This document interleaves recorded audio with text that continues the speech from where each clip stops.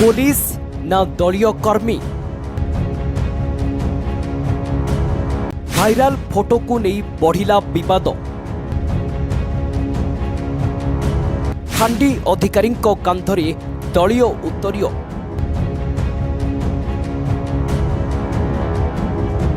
निरपेक्षता उपरे बड़ प्रश्न। हाँ दर्शक बंधु, जो पुलिस जनसाधारण को न्याय देवा कथा, जो पुलिस आईन को सुरक्षा देवा कथा, सही पुलिस अधिकारी कांधरे एबे देखा मिलुची दलीय उत्तरीय। आउ एही दृश्य सामना को आसिबा परे एबे राज्य राजनीति सह पुलिस प्रशासन रे मध्य चर्चा जोर धरिछि। सोशल मीडिया रे भाइराल हेउथिबा एही फोटो को नै एबे उठुछि बड़ प्रश्न। पुलिस कोन निरपेक्ष रहिछि ना राजनीतिक रंगरे रंगीन हेउछि? गंजाम जिला कविसूर्यनगर थाना अधीन बालिछाई फांडी अधिकारी एक फोटो एबे चर्चार केन्द्रबिंदु, जेउठारे फांडी अधिकारी वैकुंठनाथ जेना दलीय उत्तरीय पिंधिथिबा देखा जाउछंती। आउ सही फोटो भाइराल हेबा परे एबे साधारण रे असंतोष देखा देछि। सरकारी कर्मचारी प्रथम परिचय हेउछि निरपेक्षता। से कोनोसी दलर नुहे, से हेउछंती जनतांक सेवक। किंतु एबे बालिछाई फांडी अधिकारी को नहीं जो चित्र सामना को आसी ताहा एही निरपेक्षता उपरे बड़ प्रश्न चिन्ह लगाइछि। अभियोग हेउछि जे फांडी अधिकारी जनक खोला खोली भावे दलीय उत्तरीय पकाई एक राजनीतिक कार्यक्रम रे सामिल होइथिले, जहार फोटो एबे सोशल मीडिया रे व्यापक भावे भाइराल हेउछि। फोटोटी सामना को आसीबा परि लोके प्रश्न करुछंती, बालिछाई फांडी एबे पुलिस स्टेशन ना कोनोसी दलर कार्यालय? आईन रक्षक जदि निजे राजनैतिक मंच रे देखा जिबे तेबे साधारण लोक न्याय पाई कहा उपरे भरोसा करिवे? पुलिस विभाग हेउछि आईन रक्षक।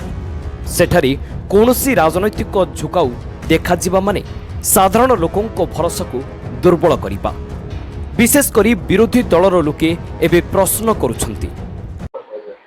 देखंतु आमे मध्य गतकाली जो सामाजिक गणमाध्यम रे देखियो पाइलु, जो आमर कविसूर्यनगर थाना अंतर्गत बालिछाई फांडी अछि तार जे अधिकारी अछंती वैकुंठनाथ जेना, सी गोटे दलीय प्रोग्राम रे सामिल होइकी स्टेज रे बसचंती एवं दलीय उत्तरीय पकेकी जे आमर पूर्वतन मुख्यमंत्री अछंती नवीन बाबूंकर कुशपुतलिका दाहरे से सामिल होइछंती। यह एक दुर्भाग्यजनक घटना। जो साधारण लोकंकर जो पुलिस उपरे जो भरोसा अछि, पुलिस जो निरपेक्ष भावे साधारण लोकन को जो न्याय प्रदान करिया कथा, सेइतिरु कोठी ना कोठी विच्युत होउछि। आमे आशा करूछु एई भली जो दलीय कार्यक्रम रु दयापूर्वक पुलिस प्रशासन सेमानकु तागिद करंतु। जो ऑफिसर एई भली भावे भूल काम करछन तांको विरुद्ध रे दृढ़ कार्यानुष्ठान ग्रहण करंतु एवं जे कोनोसी दल हो से दलीय कार्यक्रम रु सेमानकु दूरेई रखंतु। सेमानकर कर्तव्य होउछि साधारण लोकन को न्याय देबा, आईन श्रृंखला परिस्थिति ठीक रखिबा, किंतु दलीय कार्य रे शामिल हेबा नै पुलिस जो मानुअल रे कोडी भी सेटा नियम नाही। जति पुलिस दलीय कार्यक्रम रे शामिल हबो ताले नेट भाबरे से ओडे निरपेक्षता रहिबनी एसो किछ माने। देखंतु आमे तो विरोधी दल रे अछु, आमे निश्चित भाबे आर दृढ़ प्रतिवाद करबु। जे हमर गंजाम एसपी अछंती, एसपी महोदय को दृष्टि आकर्षण करबु, पुलिस डीजी की मध्य जणाबु।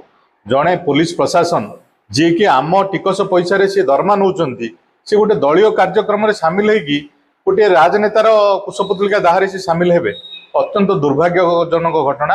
आम निश्चित भाव दृढ़ निंदा करूँ, तांको विरुद्ध रे दृढ़ कार्यानुष्ठान हो बोली आम दाबी करूँ। निर्वाचन मंडली आपण तृणमूल स्तर रे माने कर्मी सहित अछंती राजनीति करछन, आपण कोन से बडी किछि घटना आपण कर्मी मिलि से निरपेक्ष भावे बीजेपी को सपोर्ट करछन? देखंतु आपण माने स्पष्ट भावे देखिया पाउचंती, सीए से स्टेज रे जाई की बसचंती और दलीय उत्तरीय पकेकी जने पूर्वतन मुख्यमंत्री जो कुशपुतलिका दाहरे सामिल होचंती। यह अत्यंत दुर्भाग्यजनक। सी सरकारी कर्मचारी तांकर जहा नियम मुताबक सी रहिबा कथा, किंतु एई भली कार्य निश्चित भावे दुर्भाग्यजनक। आम आशा करूछु तांको विरुद्ध रे कार्यानुष्ठान ग्रहण करा जाऊ।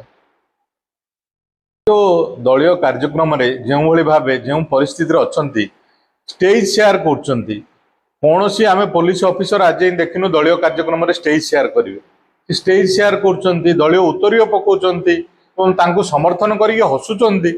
ଏଇଭଳି ଭାବେ ଯଦି ସରକାରୀ କର୍ମଚାରୀ କରିବେ ତାହେଲେ କୋଉଠି ନା କୋଉଠି ରାଜ୍ୟର ଯୋଉ ଆଇନ ଶୃଙ୍ଖଳା ପରିସ୍ଥିତି ଏମାନଙ୍କ ପାଇଁ ବିପର୍ଯ୍ୟୟ ହଉଛି ବୋଲି ଆମେ ଆଶା କରୁଛୁ। ଆଗକୁ ପଞ୍ଚାୟତ ନିର୍ବାଚନ ଏଇଭଳି ଯଦି ରହିବ, ଦେଖନ୍ତୁ ପଞ୍ଚାୟତ ନିର୍ବାଚନ ତ ଆହୁରି ଅଛି, ଲୋକ କିନ୍ତୁ ଆମେ ଆଶା କରୁଛୁ ଭୟଭୀତ ହେବେ। ନାଇଁ ସିଏ ଯାହା ହବ ଆଗକୁ ହବ, କିନ୍ତୁ ଆମେ ଆଶା କରୁଛୁ ସିଏ ଯୋଉ ଭୁଲ କରୁଛନ୍ତି ତାର ନିଶ୍ଚିତ ଭାବେ ଦଣ୍ଡ ମିଳୁ, ତାଙ୍କୁ ଉପଯୁକ୍ତ ଦଣ୍ଡ ମିଳୁ ବୋଲି ଆମେ ଦାବି କରୁଛୁ। ଯଦି ଆଗାମୀ ଦିନରେ କୌଣସି ରାଜନୈତିକ ମାମଲା ବାଲିଛାଇ ଫାଣ୍ଡିକୁ ଆସେ ତେବେ ସେଠାରେ ନିରପେକ୍ଷ ତଦନ୍ତ ସମ୍ଭବ ହେବ କି? ଆଉ ଏହି ଘଟଣା ଉପରେ ଏ ପର୍ଯ୍ୟନ୍ତ ଉପରିସ୍ଥ ଅଧିକାରୀଙ୍କ ପକ୍ଷରୁ କୌଣସି ସ୍ପଷ୍ଟ ପ୍ରତିକ୍ରିୟା ଆସିନାହିଁ, ଯାହାକୁ ନେଇ ଆଉ ବେଶୀ ସନ୍ଦେହ ସୃଷ୍ଟି ହେଉଛି। ଯଦି ଆଇନର ରକ୍ଷକ ନିଜେ ରାଜନୈତିକ ହାତ ବାରିସି ସାଜିବେ ତେବେ ଗଣତନ୍ତ୍ରର ସବୁଠୁ ବଡ଼ ଶକ୍ତି ନିରପେକ୍ଷ ପ୍ରଶାସନ ଉପରେ ପ୍ରଶ୍ନ ଉଠିବା ସ୍ୱାଭାବିକ।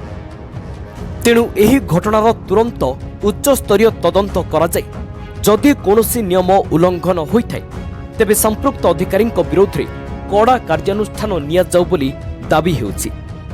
ତେବେ ଦେଖିବାକୁ ବାକି ରହିଲା ଏହି ଭାଇରାଲ ଫଟୋ ଉପରେ ପୋଲିସ ପ୍ରଶାସନ କେବେ ମୁହଁ ଖୋଲୁଛି, ଆଉ ଏହି ଘଟଣାରେ କେମିତି ପଦକ୍ଷେପ ନିଆଯାଉଛି। Bureau report, Odisha news now.